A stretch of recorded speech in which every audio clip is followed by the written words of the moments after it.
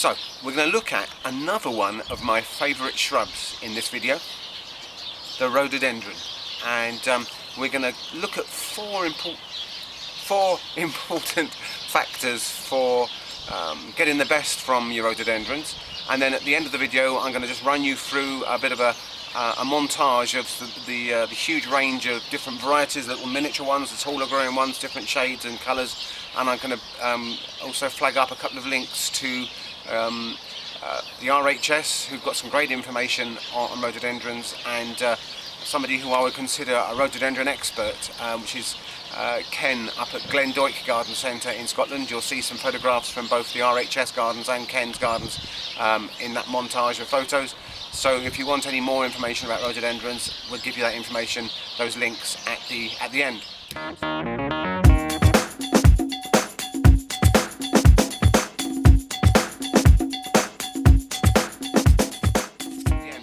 So I hope you can hear me over the noise of the sparrows chops in over in the trees over there. So the first thing that I wanted to flag up was the kind of situation, the ambience, if you like, that rhododendrons like, bearing in mind their natural habitat is kind of a woodland glade, dapple shade, edge of woodland. So this situation here, where it's getting a bit of light underneath this palm tree and through these shrubs, is almost perfect. And this fellow has been in about 10 years and provides us with lots of lovely flowers in the spring, kind of shades of salmon and orange and bronze as the flowers change colour. And so shade is the perfect environment for them. What they don't like is to be getting dry during the summer months, and the danger here next to this palm tree at the top of a bank that's draining away is that it could get dry during a hot spell, which brings us to the second important point to bear in mind then. So we covered the kind of situation in the shade. The second important thing is watering, and particularly once they've set their flower buds. So we're filming this in September, so here in the UK that's kind of late summer, early autumn.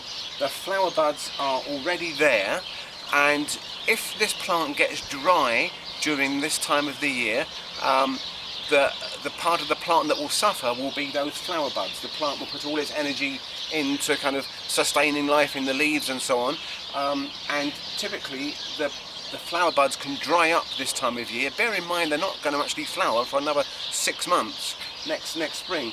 So even though it's a long time before they flower, during the late summer and early autumn, if we get some of those lovely warm sunny spells that you can sometimes get that time of year, come outside and give it a good old drench, because a lot of the roots are quite near the surface. They don't go very deep, and they'll spread quite wide. So a good drench over here, probably early in the morning or late in the evening, would be best, so that there's little chance of scorching the plant in bright sunlight, and also there's more chance of the water soaking into the roots before it evaporates off the leaves. So we've covered the site, the situation they like, we've mentioned watering. The next thing that's often spoken about in rhododendrons is the fact that they are ericaceous. They are lime-hating plants, acid-loving. How do you know what your soil is like? Is it acidic or alkalinic? Well, one of the easiest ways is to look in other gardens nearby and see if your neighbours have got rhododendrons or azaleas or camellias, those lime-hating plants growing. If they're growing successfully, it's likely that you've already got acidic soil. If you're living on chalky soil, sometimes that can mean that you've got a higher pH. Now, whatever the case, you can overcome this problem. You could grow your rhododendrons in pots and put the ericaceous compost in there. If you want to grow them in the ground, we mixed loads of ericaceous compost in the ground before we planted this, and then a couple of times a year we use Ericaceous fertilizer. This is fertilizer that's got a special form of iron in it. So Ericaceous plant can't take up iron from the ground if there's lime in the ground. Even though there might be iron there, something happens with Ericaceous plants and they're not able to absorb the iron that's in the soil. So these Ericaceous fertilizers have a special type of iron, Sequestered iron or Chelated iron, which they can absorb. So we mix this up into the watering can a couple of times a year, go by the instructions, and we give that a good old drench. I like to do it over the leaves. That's what I was taught in college, is you can get the plant to absorb some of those iron nutrients through the leaves and onto the soil, but again I would do that when the sun is low in the sky.